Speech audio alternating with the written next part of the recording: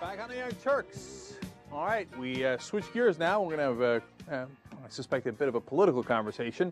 We're going to talk to Jonah Goldberg. He's the editor-at-large of the National Review Online. He's a visiting fellow at the American Enterprise Institute, and he wrote the book Liberal Fascism, The Secret History of the American Left, From Mussolini to Politics of Meaning, a highly absurd book.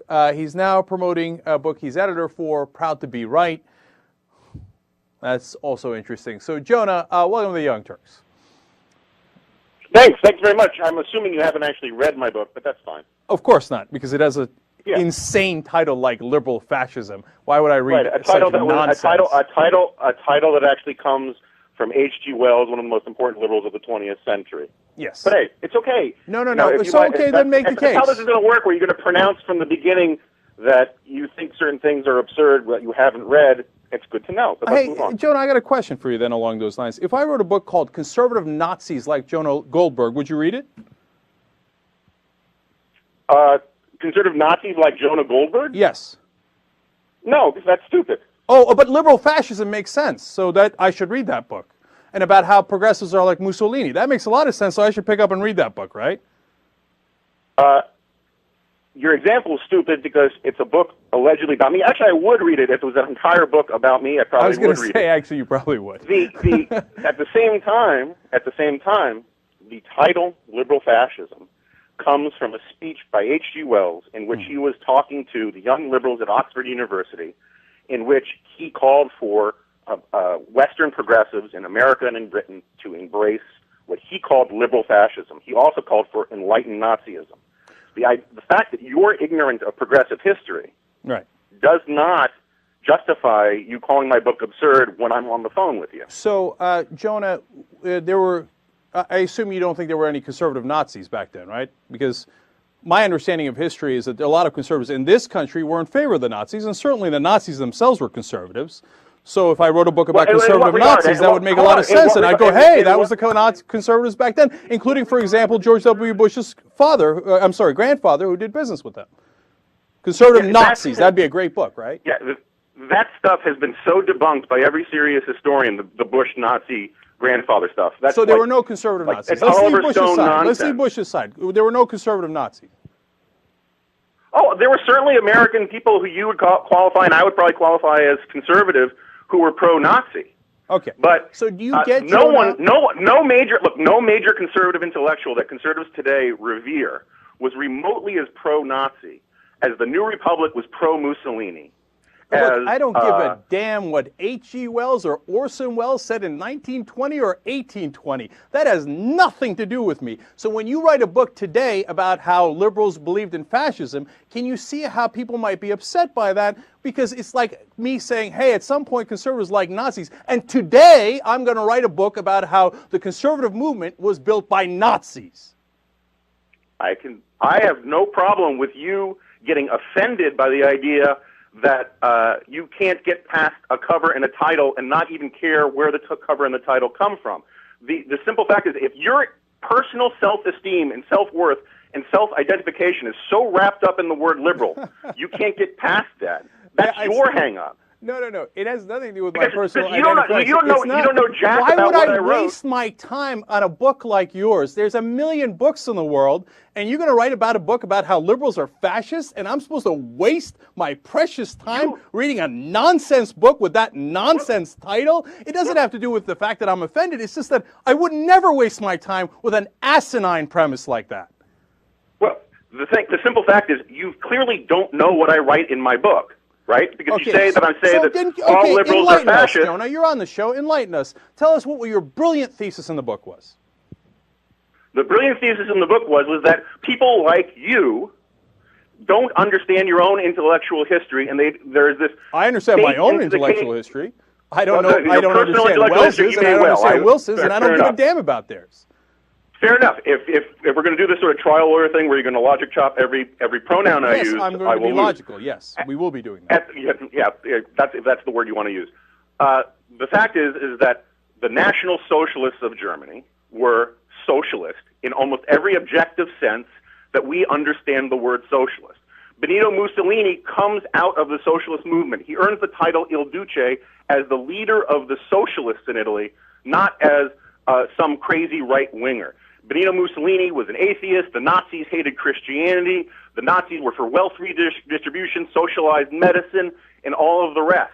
The people in the United States who were most enthusiastic about fascism were the progressives, and they're in the progressive era, from the New Republic to most of the leading lights in American progressive thought, were very enthusiastic about Italian fascism. They're also enthusiastic about Bolshevism, more enthusiastic about Bolshevism, but they did not see Bolshevism and fascism, communism and fascism, as opposites. They saw them as similar phenomena.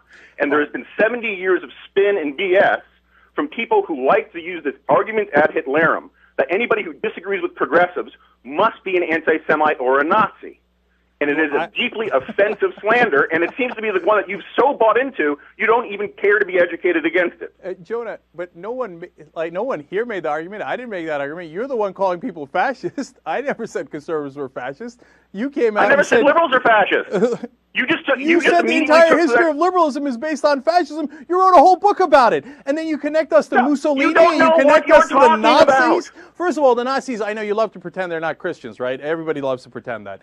On their belt buckles, it wrote, Gott mit uns, God is with us, right? That doesn't exactly sound like atheists, right? And look, there's a difference that you're entirely missing. Hold on, if we're going to talk about history, let me fill you in, okay?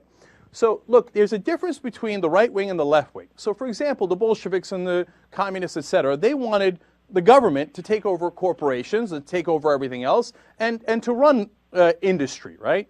Whereas the people on the right wing, the Nazis, the fascists, etc., wanted the corporations to take over the government so that the people that were in power and industry would get to run government, okay? Which is, by the way, kind of what is happening today with the right-wingers. True. Look, first of all, there's no serious historian of fascism who thinks that's true. Corporations were not. The point was not for corporations to take over government. The point was for government to take over was to guide and overly regulate and essentially socialize the hearts of human beings and of large institutions. And the corporatism, which is a technical economic term for the economics of fascism, was exactly the kind of thing that inspired the New Deal, which most of the people who actually planned it anything to do with the New Deal knew about. In terms of the Nazis being Christians, it is laughable. The Nazis, first of all, banned... So they were kidding about that God was with us, right? Well, their notion of God, I'm not saying they didn't believe in God, but if you read Hitler's Table Talk, what he has to say about Christianity, if you read what all of these guys had to say about Christianity, the fact that they banned the teaching of Sunday school, the fact that the SS songs all rejected Christ, rejected the church, embraced this sort of neo-Norse BS. Right? The idea that Jonah, these guys... Look, here's what you do. Here's what you're doing. You connect things that you don't like with current people that you're against, right? So you say, look, the Nazis are like the atheists of today because they didn't like... But on the other hand, for example, you could have picked Ben Franklin, who also did not believe in Christianity. You could pick Thomas Jefferson, who ripped parts of the Bible out, right? And then you can say, aren't those people wonderful? But no, you didn't. You say, okay, look, the liberal atheists, they're kind of like, not Jefferson or Franklin, they're like Hitler and the Nazis, right? Do you see how that might seem like you're cherry-picking and just trying to paint people as Nazis, and that would be highly offensive, as you pointed out a couple of minutes ago, saying, I can't believe anybody would do that. It would be highly offensive. Yeah, well, look, but that's not what I do. You're assuming that I do that. You wrote a whole book about it. It's just simply not what I do, and it's not in the book. It's just not in the book. Oh, but you just said that the whole history of liberalism is about fascism.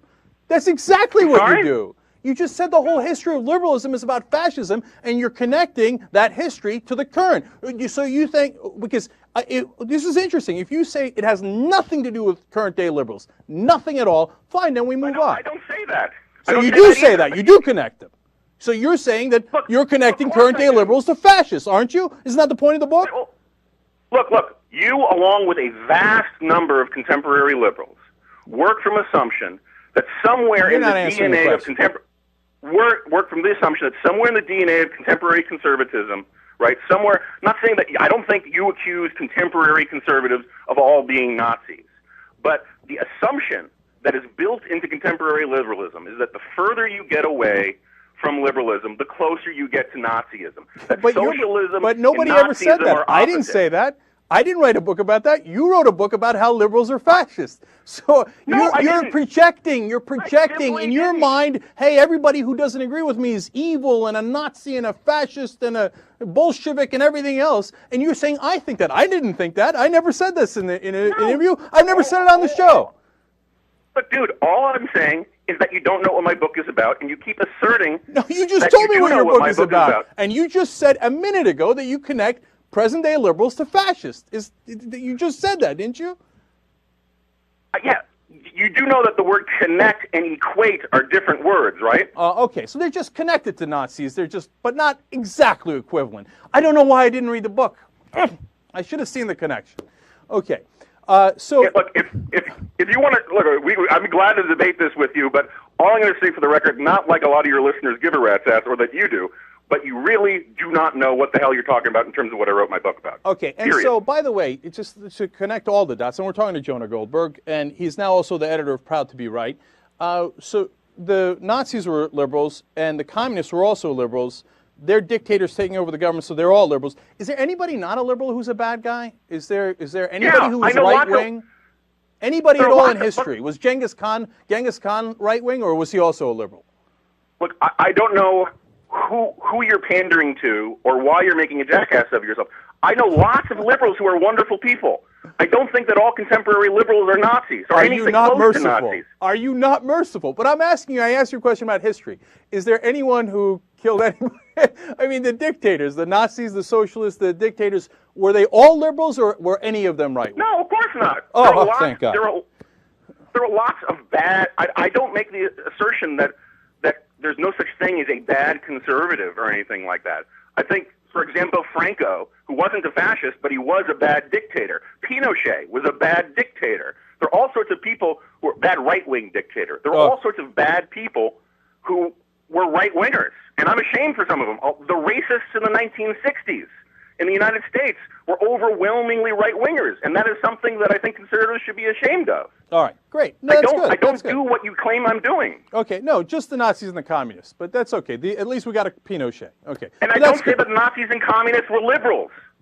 I don't do it. I don't know what you're talking about. I mean, unless all you do is read, asinine left-wing blogs all day and you take everything they say as gospel, I don't know where you're getting this from. I don't want to go over what we just went over 7 times about how you wrote a book connecting fascists to liberals and how you claim you don't do it.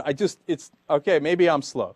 All right, so listen, let's talk about contemporary politics, right? Because these guys are proud to be right. And for example, there's a guy in the book that you're editing here who says that it makes sense for gay men and women in this country to be Republicans or conservatives. All right, run that one by me. The Republican Party, and certainly in 2004 and historically, have run campaigns against gay marriage, against gay rights. How would it make any sense for a gay person to be Republican? Well, the guy who wrote it is a guy named Jamie Kirchick. He's gay. He's a friend of mine. Mm-hmm. And he's making the argument, trying to persuade conservatives to change their position on things like gay marriage. Because he says that on a whole host of other issues, gays have not necessarily all gays, but lots of gays have a natural home in the Republican Party when it comes to all sorts of other issues. I think it's a perfectly legitimate argument to make, but I don't think anything in his essay says that, gays are stupid for not being Republicans right now, even though about a quarter of gays, I think, still vote Republican anyway, because not all of them define politics by gay marriage. So his argument is general. That's a fair argument. That's a fair argument, and I had gay conservative friends in Washington, D.C. when I lived there, and I get it. But the argument rests on, hey, they don't like us, the Republican Party doesn't like gays, but they're good on other stuff, and they're going to cut our taxes. It's an interesting argument, I mean, because that doesn't define all that they are, but it seems like that's a tough argument to make to gays in America, right?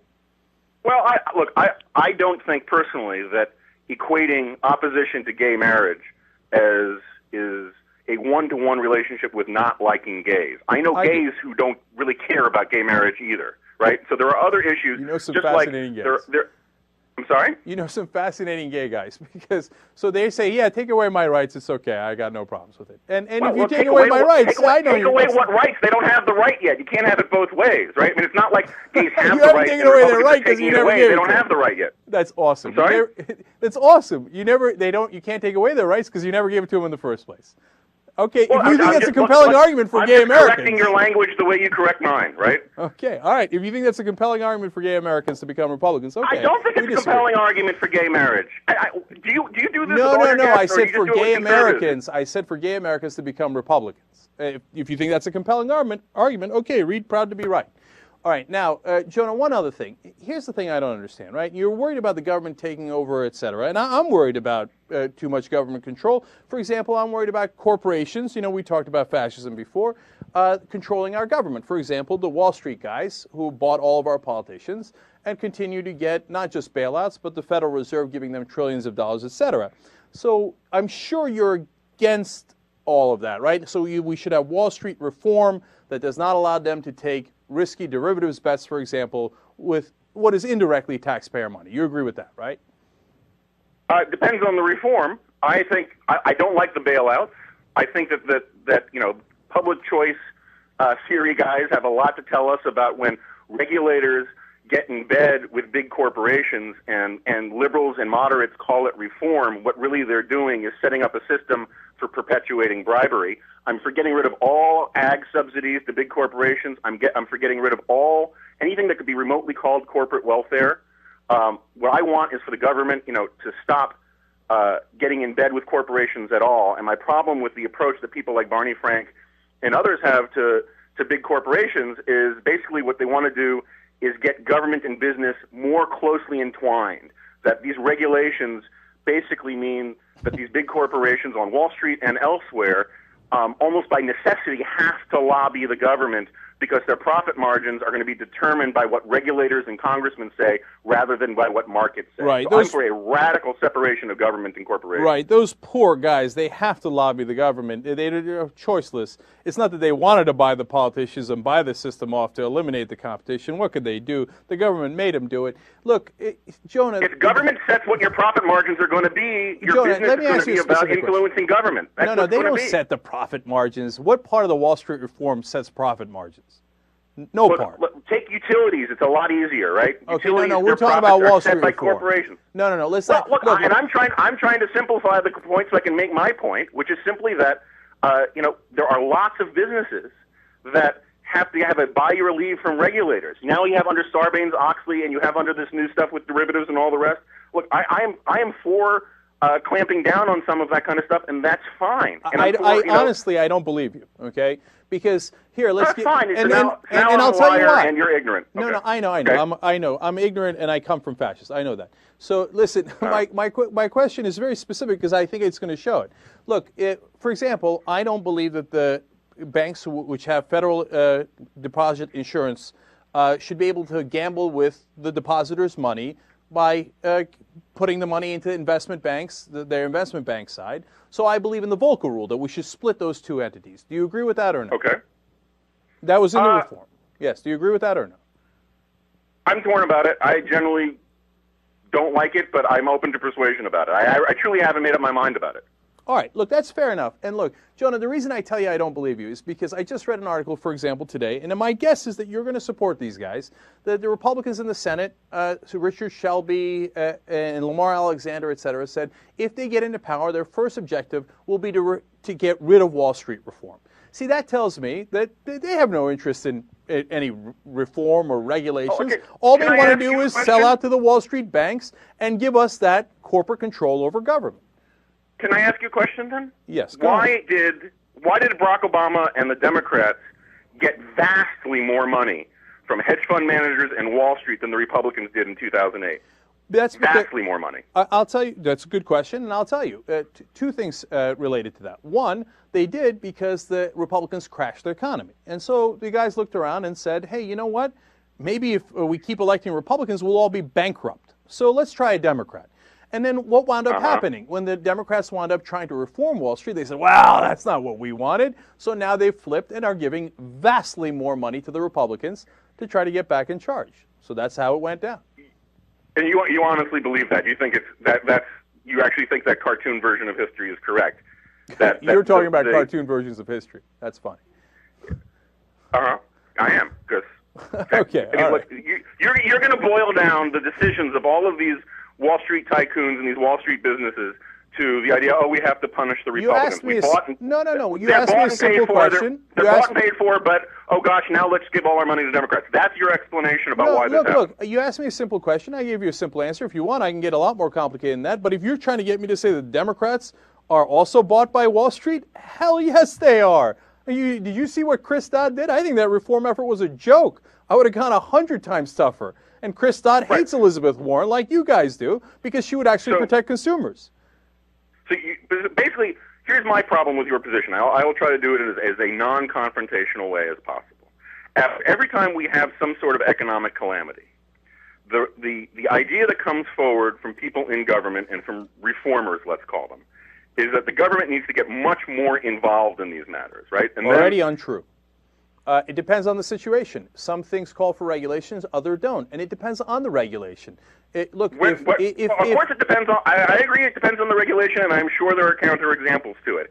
But I cannot think of a major financial scandal going from Enron on through, or the accounting stuff on back to the oil crisis of the 1970s, where the answer from government wasn't more government. No, right? Look, the government is... And every time that happens, then you create an incentive for more people to get involved in government. Walmart and Microsoft had almost zero lobbying presence in Washington as recently as the year 2000. And then all of a sudden, Orrin Hatch and a lot of other people started wanting to regulate what Microsoft was doing, and Microsoft started spending billions of dollars on lobbying, or hundreds of millions of dollars on lobbying. Same thing with Walmart. Once the left went after it, Walmart all of a sudden said, gosh, now we got to get in the business of lobbying government. Jonah, big business are like beehives. The more you mess with them, the more they come after you. Jonah, we're totally out of time, but let me address those points as quickly as I can. One, Walmart is not this saintly creature where it's like, oh, golly gee, well, look, I never wanted anything from the government. They're making me lobby. I don't think it's a saintly creature either. Okay, hold on. You know what happened with Walmart? The Walton family has actually given millions upon millions of dollars to conservative think tanks and to politicians to try to buy them off so that they will lower their estate tax because it will save them hundreds of millions of dollars. So you found a very curious example to pick. Those guys couldn't be more guilty of trying to buy politicians than almost anybody in the country because they have hundreds of millions of dollars to benefit. Do you not get that? I get that. Okay, that's all fine. right, good. Look, I mean, the idea that, first of all, the idea that they bought off all these think tanks, I'm not sure you're not talking out your ass on that, but that's fine.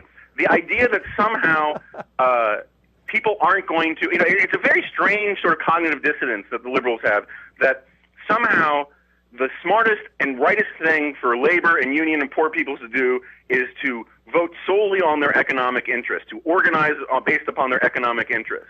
But then when rich people organize or act on their economic interest, it is instantaneously derided as evil and illegitimate. No. Look, we're going to have to end on this, but I get that the Waltons act on their economic interest. I get that they want to pay less in estate taxes. The question is, what should we do for the good of America, not for the good of the Waltons? So I'm not blaming them. I'm blaming the politicians who get bought by them. But that, we're going to have to leave it right there. Okay. Fair enough. All right, okay. Good. So, hey, look, we reached some sort of agreement at that, and I knew we could do it. Jonah Goldberg's original book was on liberal fascism. The new book that he edited is called Proud to be Right. Thank you for joining us, Jonah. Young Turks. Back on the Young Turks. Well, we got an interesting situation here. We're supposed to talk to Ken Klukowski and Ken Blackwell, former Secretary of State in Ohio, about their book, The Blueprint, Obama's Plan to Subvert the Constitution and Build an Imperial Presidency. But Ken Blackwell is mysteriously not answering his phone, which is questionable. But Klukowski is on. Maybe he can help explain that. Hey, Ken, did Ken Blackwell run away? What's his story? Why is he not on the show? Good evening. I'm not quite sure where he's at. I know he's on travel right now, so he's in between locations. Mm-hmm. I'm not sure exactly where he's at. I apologize in advance if we're unable to connect with him. Yeah. That would be interesting. Okay, so your book is The Blueprint, Obama's Plan to Subvert the Constitution and Build an Imperial Presidency. Tell me about this nonsense. Well, actually, I'd say with the book, I probably wouldn't term it as nonsense. Really? What we explore What we explore in the book is that the Constitution designs the executive to have strict limits on his power. And in fact, many of those limitations were put in directly as a result of concern over what the colonists perceived as abuses of power.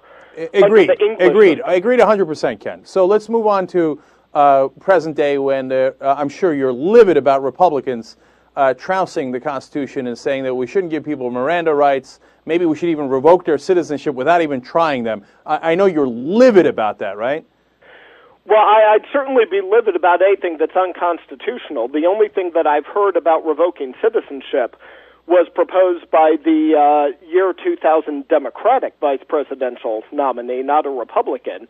Now, in terms you mean of Joe Miranda Lieberman? rights, You mean Joe Lieberman, right? You think that guy's a Democrat? Please. all right, well, and even if you want to set aside Joe Lieberman, FDR summarily executed foreign combatants who were captured on U.S. soil during World War II. So I'm not sure I would agree that Miranda is necessarily a constitutional requirement. I'm not sure. Well, you would be disagreeing with the Supreme Court, right? You would be disagreeing with the Supreme Court, right? So, not necessarily. Under Dickerson and Chief Justice Rehnquist's opinion, he said that there is a constitutional dimension to Miranda, the Miranda decision of the 1960s, though he said it was based on theories that need to be explored further, and even though there is a constitutional dimension to it, that nonetheless Miranda is limited. Ken, are you seriously arguing that the Supreme Court is unclear on whether you have Miranda rights? No, absolutely not. What I'm saying is the Supreme Court said that Miranda has a constitutional basis for domestic law enforcement, but not for war-making powers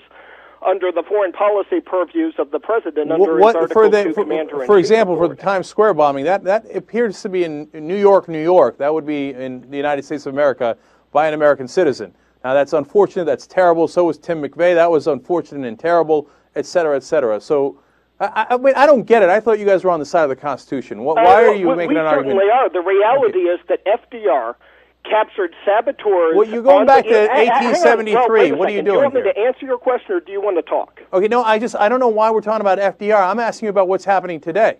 Well, my point is, you said this is a Republican outrage, and I'm pointing out that the most recent summary execution of saboteurs during wartime was done by a Democrat president. I understand that was in the middle of a war. I don't want to go back and debate FDR. Okay, so look, the recent Republican president. Hey, Ken, the recent Republican president is the guy who ordered torturing people, the guy who ordered the arrest of Jose Padilla, who's an American citizen, and denied him all of his habeas corpus and all of his rights. And I'm sure you were outraged by that, right? I am outraged whenever anyone is denied their constitutional rights. And you wrote a book about how Bush. You wrote a book about how Bush. Of a wartime combatant. You wrote a book about how Bush stripped Padilla of his American rights, and you were outraged, right?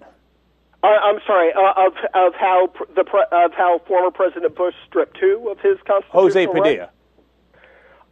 My understanding is that the courts upheld his rights. I'm unaware of any abrogation of his constitutional No. rights. The courts told the Bush administration you can't. Though I have to say, can't do that. It doesn't exactly come up in our book. Though we do take a stand that regardless of the president's party, that every constitutional provision needs to be given its full force and effect. So, Ken, I'm sure that applies for the Fourth Amendment. So, a warrantless search and seizure is most obviously against the Fourth Amendment, and I'm sure you were outraged about that and wrote a book about it, right? Warrantless search and seizures of whom? If you're talking about American citizens on U.S. soil in a peacetime setting, yes, I would be utterly outraged about that. But that's what Bush did. I'm unaware. Is there anything in the public record? I'm unaware of any U.S. citizen who was warrantless wiretapped within the U.S. Well, that's the cute little trick that they did. They said, look, by the end, after the New York, hold on, let me explain. No, after the New York Times broke the story, they said, okay, they caught us. I can't believe they revealed our national secrets. Yeah, we did do warrantless searching, but you don't get to find out who we did it to because it's all state secrets. Except we did find out, and the Arab Americans who actually sued about that in the Northwest were shown by a jury and by a judge that they were right, that they won't warrantlessly wiretap. Discuss in my book. What's that? So wait, I'm telling you what happened in the case in the Northwest. 100 pages. That doesn't come up one way or the other. President Obama's policy is the same as President Bush. Do you want to talk about that, or do you want to talk about what's in the book? Okay, so that was, the warrantless wiretapping was not in the book either. And by the way, they also, and this is an ABC News report, you can look it up, they wiretapped our American soldiers in Iraq and listened in on their sex conversations. Was that in your book? I did not discuss sex conversation wiretapping in my book. No, okay, well, that's interesting, because you say the title of the book is The Blueprint, Obama's Plan.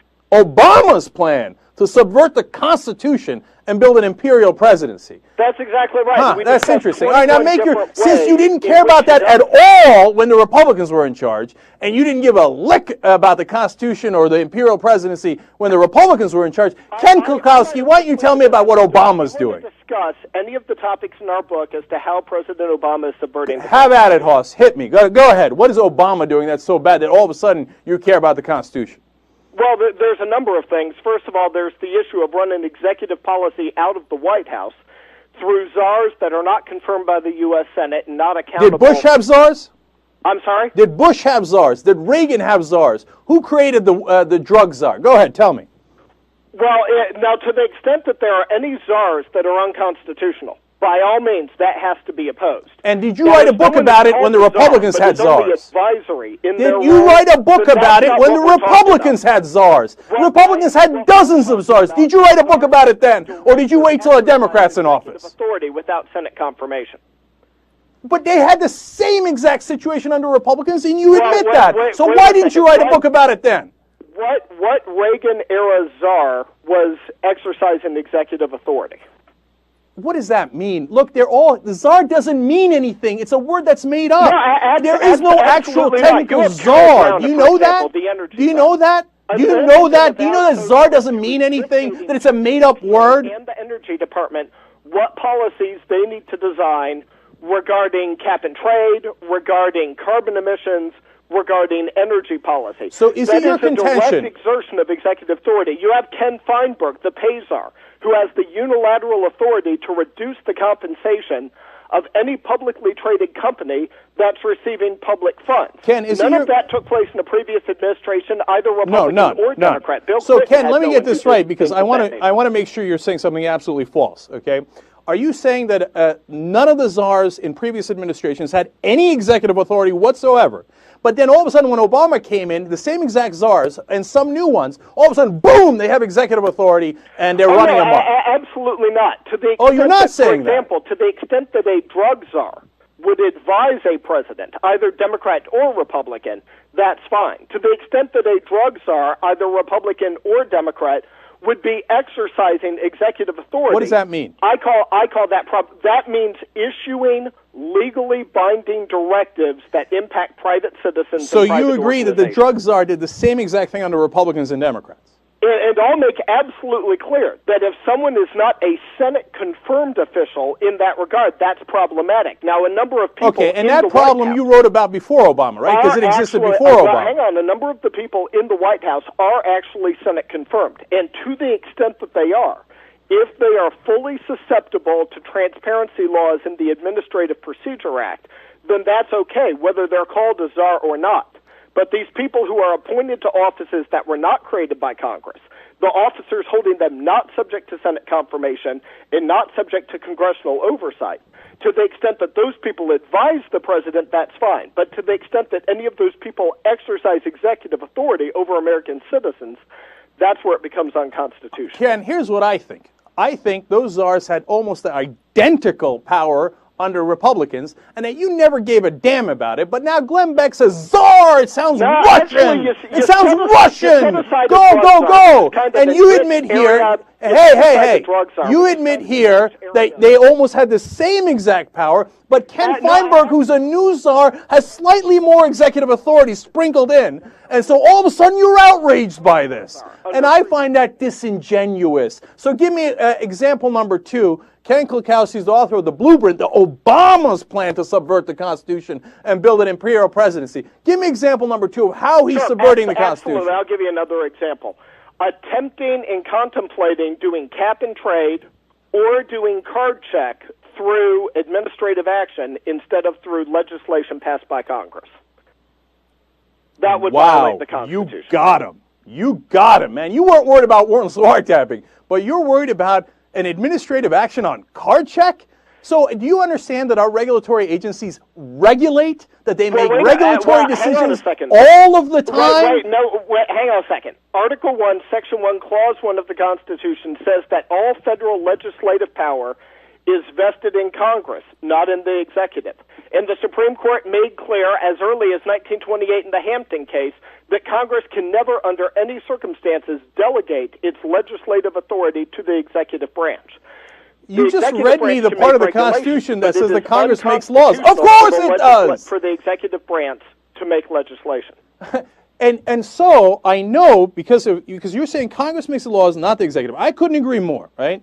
So I don't know. All of a sudden that means you're against all the regulatory authority that the president has. Not against because I know the Republicans are against executive authority, right? Regulations are made pursuant to the Take Care Clause in Article 2 regarding executive authority. That is that the executive branch must take care that the laws be faithfully executed. Thank you. That's gives right. Them the authority to pass regulations. Exactly to right. Regulations that apply legislation. So but it denies them the power to make public policy. That's which exactly is that right. Only Congress so Ken, can do. A Democrat-controlled Congress. Yeah, perfect, Ken. So we agree that the Congress passes the laws, the executive branch carries out those laws, and it's the job of Congress to do so. Now, they have done so under Republicans and Democrats, and in the execution of those laws, under Republicans and Democrats, they have had regulatory authority to execute those laws. Okay, now you're all of a sudden rediscovering this thing. But what I find interesting is, hey, you know, when Bush was president, he did this thing called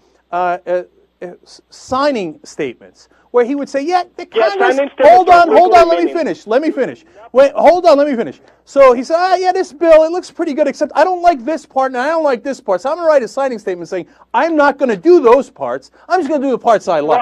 Now, that's grossly unconstitutional, right? Also issuing signing statements, but whether it's Obama or Bush, it's irrelevant. Legally, signing statements are legally nothing. They mean nothing. So you're against that. And when Bush was doing signing statements, you were outraged and writing about his plan to subvert the Constitution and build an imperial presidency. You wrote that book, right? No, it doesn't subvert the Constitution because they have no legal effect. No, but he was trying to... Or for President no, first Obama, of all, Ken, there's two things wrong with that. No legal force. There's two things wrong with that. Number one, he was trying to subvert the Constitution by doing the signing statements. And second of all, it does have an effect when he tells the executive branch, who's supposed to enforce the laws, hey, do not enforce the laws that Congress passed and I signed into law. That's what he told his executive branch, and I'm sure you wrote a book about it. I'm not sure that there's any example of a law where the president instructed the executive branch not to follow it. Are you familiar? Can you cite any specific statute, any specific law that was not executed as a result of the signing statement? In 2005, when they passed the law against torture, saying that you must follow the Army Field Manual, Bush wrote a signing statement saying, no, you must not. Even though he publicly said, yeah, I'll follow the law. No, and he did a signing statement, and he said, you do not have to follow that law. No, the signing statement said that this law shall only be implemented insofar as it is consistent with the president's commander-in-chief power. Right, and the president said, in my ultimate power as executive, I tell you, torture people. It's a statement of a truism. Any law that's unconstitutional, any unconstitutional application of an otherwise valid law is in and of itself a nullity. That would be like President Obama. If Congress were to pass a law and Obama were to say, I'm not going to apply this in a way that would forbid people going to synagogue, well, of course not, because that would be unconstitutional. So a signing statement that says, I will not use this law in an unconstitutional manner, it's just stating a legal truism. There's no legal effect there one way or the other. So the law was so illegal, what he tried to do was so illegal, it didn't really matter anyway. So what I'm hearing from you, Ken Klukowski, is when Bush did the warrantless wiretapping, when he did the signing statements, when he had the czars, you weren't outraged at all. You thought it was no big deal. But when Obama does 1/10 of it, all of a sudden you're writing about the imperial presidency. Constitutional, whether it's a Republican president or a Democrat president. Ken, I don't believe you. And I think you are lying. I think you are totally full of it. Because when Obama did his first signing statement, I went ballistic on this show. Because we don't give a damn if he's a Democrat or Republican. We care about the Constitution. I think you don't care about the Constitution at all. What you want to do is say, oh, he's a Democrat, oh, he's imperial president, czar. Okay, and you want to Well, I scare think it's people with marvelous that you can nonsense. read my because mind. I mean, I know, no, you never wrote the book. Do you want When to keep Bush going was off doing about all that stuff, you white didn't do a damn thing because you never cared about the Constitution. I All never you want to cared do about the is use it as a way to attack a Democratic president. You know, I am so glad that you're a mind reader. We need to. I'm put not a you in mind charge reader. of You foreign tell me. I'm policy asking so you. that you can What book advise did you the write about president on Bush's what all imperial of the leaders presidency? around the world are thinking. I think that Ken, would be I've helpful. asked you a million times. What book did you write about Bush's imperial presidency? I wasn't writing a book. Oh, during you the weren't. years. Huh, that's weird. All of a sudden you decide to write a book about the Constitution when Obama's president and doing the same things, but not nearly as bad as Bush. Funny how that turned out. So what made you love the Constitution all of a sudden when Obama got elected? Were you like, oh my God, golly gee willikers, the Constitution. I just read it, executive clause number 1, 2, 3. When did you read the Constitution? Was it before or after Obama got elected? The first time I read the Constitution would have been in the early 1990s. All right. Well, I would have loved if you had written a book back then or during the last decade when we had a president who was sorry to disappoint shredding you on it, Go that ahead. you had actually written or showed any outrage. Do you know that you're trying to trick the people you're leading, the right-wing people who follow you, into thinking that Obama's not following the Constitution, but your boys did? Or do you genuinely believe the things you say? Well, everything I write, I certainly stand by. To make laws without Congress is unconstitutional. Citing international authority as binding in U.S. courts would be unconstitutional. Allowing executive authority to be implemented by individuals that are principal authors under Article 2, but are not confirmed by the Senate is unconstitutional. Every single thing you mentioned, George W. Bush did, and you didn't write a damn thing about it. Yeah, right, I don't believe you. I'm not sure about any. Okay. I'm not sure about Right. any czars going on along those lines. Hey, I will tell you what. I'll even hand you one. I Yeah. thought that when President Bush signed McCain-Feingold, I thought there were some provisions of McCain-Feingold that were unconstitutional, Wow. and I was Wow. critical about that in every That's outlet amazing. that I could get, and I criticized that law. That was in yeah. my By the book. way, for the people at home who don't know McCain-Feingold, that was the one that said, "Hey, corporations can't spend in our elections without any kind of control." So it's shocking that Ken, you're in favor of corporations. No, that's That's not weird. I didn't see that true. coming. That's, Ken Cluckwell in favor of. I'm sorry, Klukowski in favor of corporate America. That's a big shocking. Oh, no, thing. that's not an issue of corporate America. No, of course not. 70% of the corporations No, I in know. America are one-man operations. I know. There was nothing in McCain-Feingold saying if you have more than 50 employees or more than 1,000 employees or if you have more than this amount of money, you're restricted. No, you're right. No, look, I should be fair. Could I should not be write fair. a check to engage in political speech during election season. All right, Ken, you're right. I should be fair because it wasn't just about corporate America. It was about overall spending, okay? And so you were in favor of all the rich people who could spend as much money as they can to buy the election. So fair is fair. You're well, right. actually, they could still do that. George Soros, before I know, the George United Soros. decision, How about Rupert Murdoch? George How about Soros Rupert could Murdoch? spend $1 How about Rupert million Murdoch? on an ad How about campaign. Rupert He's Murdoch? completely How about Rupert unrestricted. Murdoch? How about Rupert Murdoch? How about him spending all this money on Fox News and New York Post, which he loses $50 million a year on, for propaganda purposes? And how about the Weekly Standard that loses $80 million a year, and they do that for propaganda purposes? How about the Washington Times that has lost in the ballpark of $2 billion? They do that for propaganda purposes. See, How about those guys? Oh, you don't mention those guys. You only mention George Soros because you think he's on the left. Look, I'm glad that we're getting to a topic that we do talk about in the book, where we discuss how the Supreme Court explored the issues, not just in this case, but in previous cases, as to this type of censorship regime could actually enable government censorship of the media itself. And that was the concern expressed by the majority, not just in Citizens United, but in previous cases as well. I know, and you're very concerned. For that reason, McCain-Feingold had a press exemption. So all of the corporations you just mentioned, they weren't even covered by McCain-Feingold. No, I mentioned that in the context of the only rich guy you seem to want to attack is the one guy who's actually fought communism and is on the side of controlling the banks and is on the side of progressives. I'm not attacking that. If George Soros wants to spend $1 million, I believe he has the right to do so. I just believe that everyone else has the right to do so on equal terms with him. Of course. If you have ordinary citizens that can't spend $1 million on an election, if you have maybe 10,000 citizens who can only give $100 each to make $1 million, I think those 10,000 citizens should have exactly the same rights that George Soros has. They have the same rights right now. They give a limited amount of money. That's the right way to do it. Anyway, No, listen, we're far wait afield. a second. All right, no, no I'm not waiting a limit on second. Hey, independent listen, expenditures. Cenk George Soros Uygur, can we give are $1 out million, of time. he can get And the book is called The Blueprint, Obama's Plan to Subvert the Constitution, Build an Imperial Presidency. I have no interest in your nonsense George Soros point. And the next time you go to do an interview and you say Ken Blackwell is going to be on, tell him not to be a coward and actually show up in the interview, okay? Ken Blackwell is certainly not a coward. If he's Oh, really? on, Where is I'm he? Sure Where is he? Where was your book about Bush, and where the hell's Ken Blackwell now? Oh, he's conveniently traveling. In fact, last Friday I wasn't on a joint interview myself because I couldn't get on the line last Friday morning. I'm sure. So I mean, we're both traveling authors. That happens. Oh, yeah, I'm sure it does. All right, Ken Klakowski, thanks for being on. All right, and let me guys tell you a part of the reason I'm mad about this, okay? So you all know the context. They tell us in the beginning, the authors here, that Ken Blackwell is going to be on. Then they say, they found out what the Young Turks is. Oh, sorry, no, I meant Ken Blackwell and Ken Klakowski is going to be on. And then right before the interview, they say, oh, I'm sorry, Ken Blackwell's not going to be on. It's only Ken Klakowski because Ken Blackwell's too scared to come on the Young Turks.